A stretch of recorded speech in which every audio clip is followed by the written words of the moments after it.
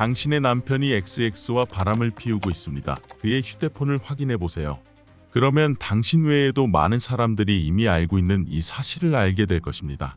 이 메시지는 라이아에 사는 한 여성의 휴대폰으로 전송되었습니다. 하지만 많은 사람들은 이 메시지가 한 비극적인 결말을 가져온 삼각관계의 시작이 될 것이라고는 상상도 하지 못했습니다. 사건 현장에 도착한 경찰은 한 여성이 기이한 자세로 사망해 있는 모습을 발견했습니다. 특히 피해자의 남편의 증언에 따르면 한 남성이 밤새도록 그의 아내의 시신 옆에서 누워 있었다고 합니다. 가해자의 정체가 드러나자 피해자의 가족은 큰 충격에 빠졌습니다. 특히 법정에서 가해자가 한 증언은 그들을 분노케 했습니다. 더 놀라운 점은 가해자에게 내려진 판결이었습니다. 왜 많은 사람들이 핀란드 법률에 대해 불만을 토로하고 비판했을까요? 그 진실을 지금부터 밝혀드리겠습니다. 이 충격적인 사건의 전말을 이야기하기에 앞서 채널을 구독하고 알림 설정을 하셔서 새로운 영상을 놓치지 마세요. 이번 사건은 핀란드 라이아에서 실제로 발생한 사건입니다. 한 남성이 새벽 5시경 집으로 돌아왔을 때 아내가 침대에서 사망한 채 발견되었습니다. 남편을 더 큰 충격에 빠뜨린 것은 아내의 시신 옆에 한 남성이 함께 누워 있었다는 사실이었습니다. 그 남성은 술 냄새가 심하게 났고 이에 남편은 그가 술에 취한 상태에서 아내를 살해했을 가능성을 의심했습니다. 남편은 즉시 경찰에 신고했습니다. 술에 취한 그 남성은 사건과 관련된 주요 용의자로 지목되었습니다. 사건 현장을 조사한 경찰은 피해자가 가해자의 강한 힘으로 머리와 상체에 심각한 충격을 받았고 범인이 사용한 것으로 추정되는 베개로 인해 질식사한 것으로 보인다고 판단했습니다. 부검 결과 피해자의 사인은 질식사로 확인되었으며 범행 도구로 사용된 베개도 확인되었습니다. 조사 과정에서 용의자는 오랜 음주 습관으로 인해 기억이 흐릿하다고 진술했습니다. 그는 피해자가 문을 열어준 사람인지 혹은 다른 여성인지조차 명확히 기억하지 못했습니다. 또한 용의자는 왜 피해자와 함께 잠들었는지 기억하지 못했고 아침에 피해자의 남편이 깨우기 전까지 자신이 시신 옆에서 밤을 보냈다는 사실조차 몰랐다고 했습니다. 용의자는 피해자가 이상한 자세로 누워 있었으며 손이 안쪽으로 비정상적으로 놓여 있었다고 진술했습니다.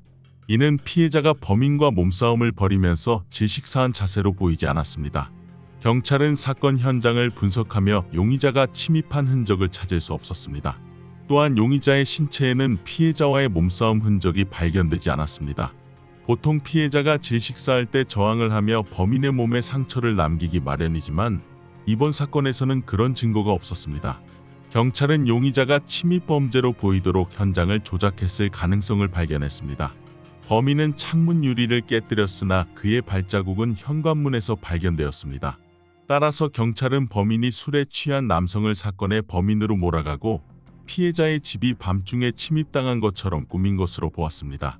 경찰은 추가 조사를 통해 발자국 분석과 휴대폰 데이터를 바탕으로 진짜 용의자를 밝혀냈습니다. 경찰이 피해자의 휴대폰을 확인하던 중 피해자의 남편이 불륜을 저지르고 있다는 익명의 메시지를 발견했습니다. 같은 시기에 피해자는 남편의 비밀스러운 관계를 폭로하는 익명의 편지도 받았습니다. 하지만 이 편지는 경찰이 수집한 증거에 포함되지 않았습니다. 이유는 피해자의 딸이 어머니의 문서들 사이에서 이 편지를 발견한 뒤 분노하여 찢어버렸기 때문입니다.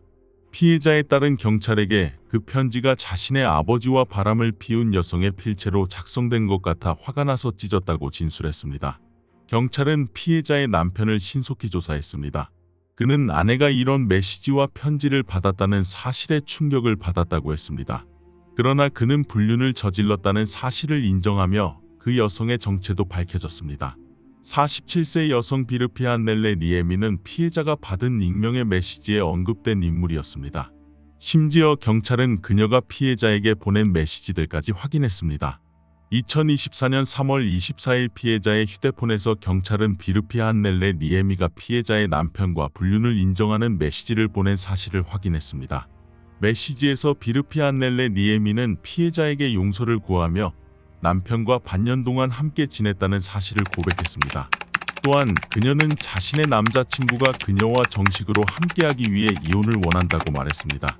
그 당시 피해자는 누군가 자신의 가정을 깨뜨리려는 의도로 메시지를 보냈다고 생각했을 뿐 크게 신경 쓰지 않았습니다.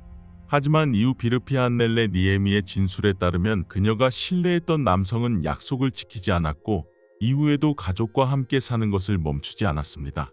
2년이 지난 후 피해자는 이 모든 사실을 알게 되었고 큰 충격을 받았습니다.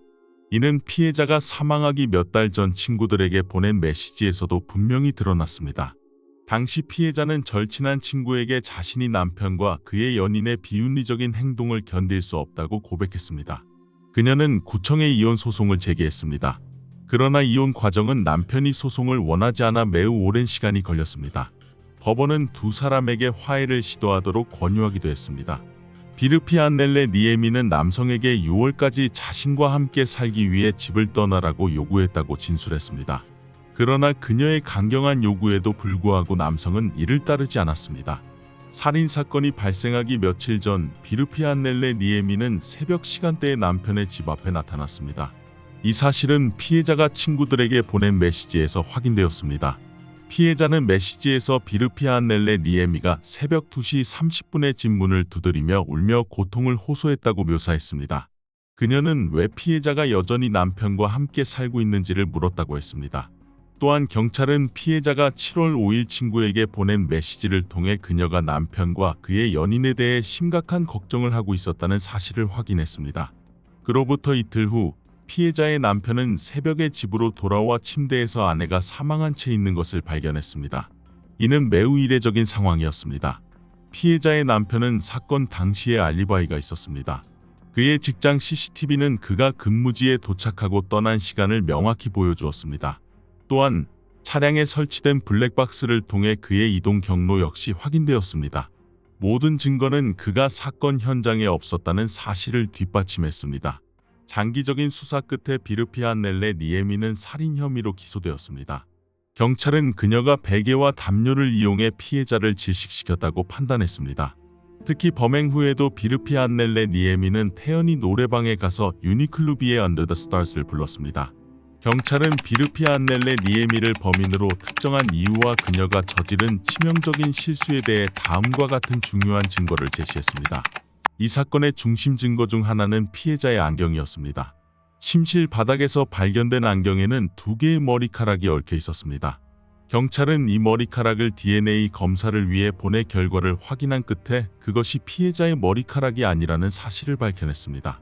경찰은 비르피아넬레 니에미를 용의자로 의심하며 그녀의 DNA를 이전 결과와 대조한 결과 머리카락이 그녀의 것임을 확인했습니다. 안경과 관련된 논의는 수사 과정에서 여러 번 이루어졌습니다. 조사관들은 피해자가 언제 안경을 썼는지, 그녀가 몇 개의 안경을 소유했는지, 얼마나 자주 교체했는지에 대해 질문했습니다. 또한 피해자가 잠자리에 들 때 안경을 어디에 두는지, 하루 중 어떤 시간대에 안경을 쓰고 벗는지를 확인하려 했습니다.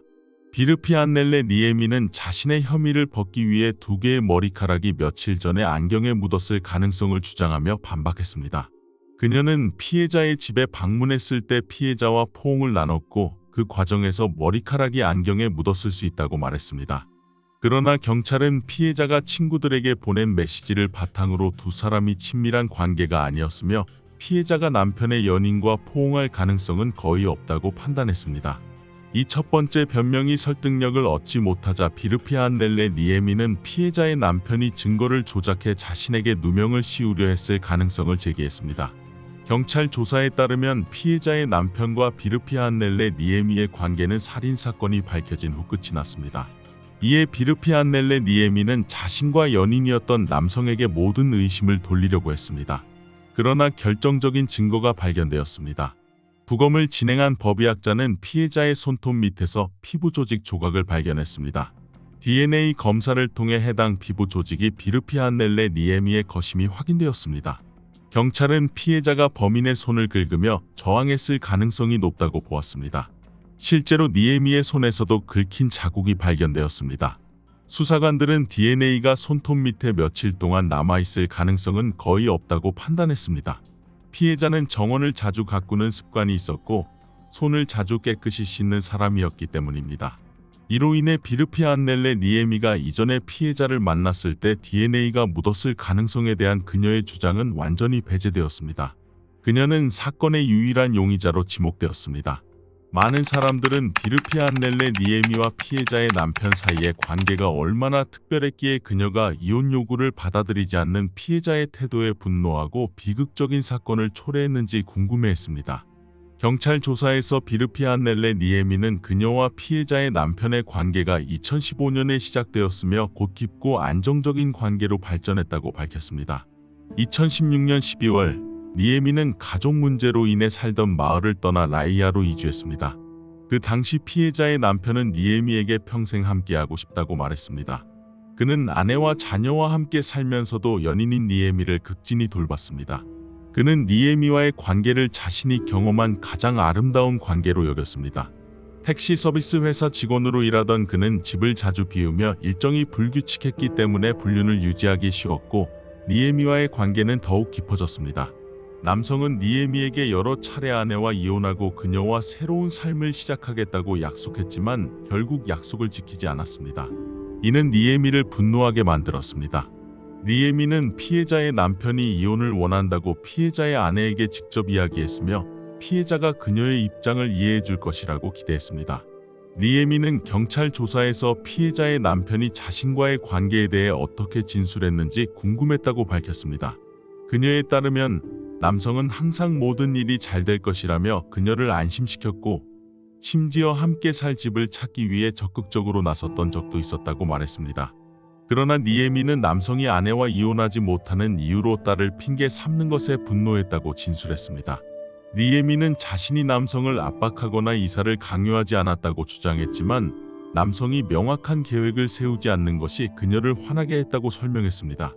니에미는 전 애인을 게임을 잘하는 사람이라고 묘사하며 그가 두 여성 사이에서 능숙하게 균형을 유지해 온 것 같다고 말했습니다.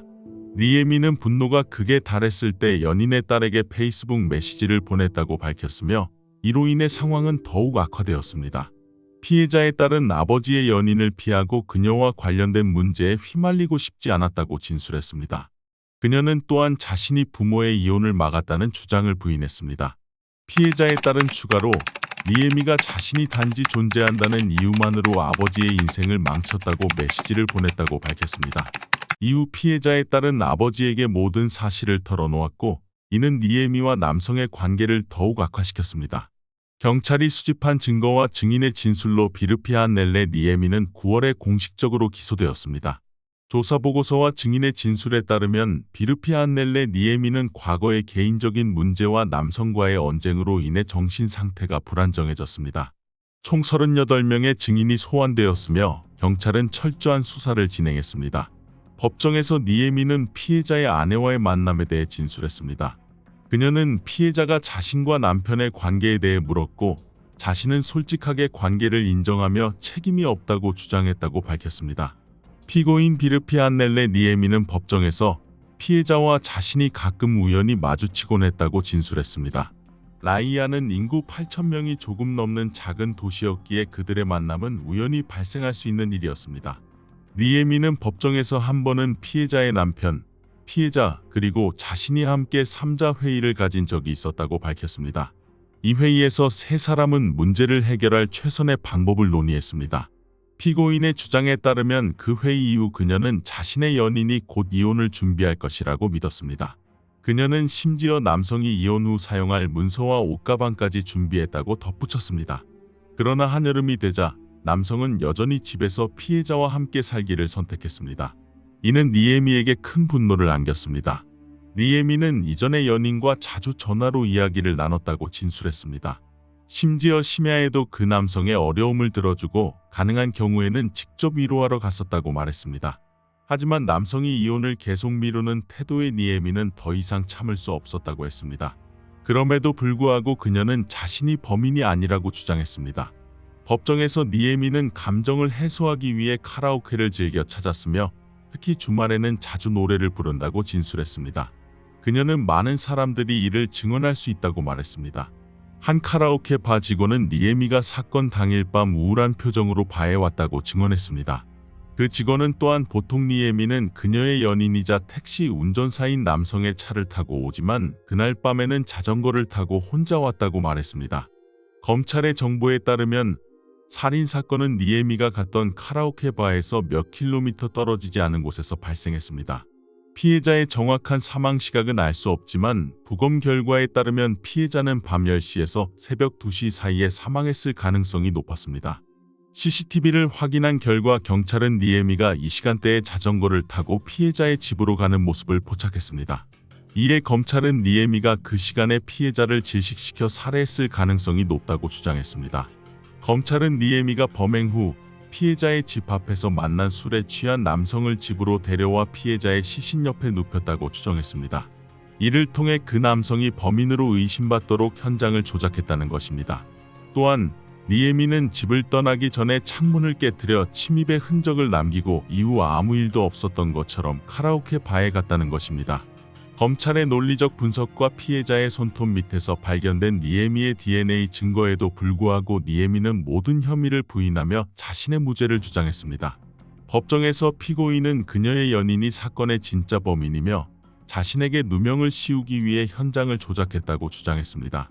그러나 법원은 이 주장을 받아들이지 않았습니다. 비르피 안넬레 니에미의 6 아들은 비공개 재판에서 증언을 했습니다. 그러나 다른 아들들의 증언이 대중에게 공개된 반면 피고인의 둘째 아들의 증언은 끝까지 비밀에 붙여졌습니다. 피고인의 막내 아들은 법정에서 둘째 아들을 제외한 나머지 형제들이 모두 비르피 안넬레 니에미와 좋은 관계를 유지하고 있었다고 진술했습니다.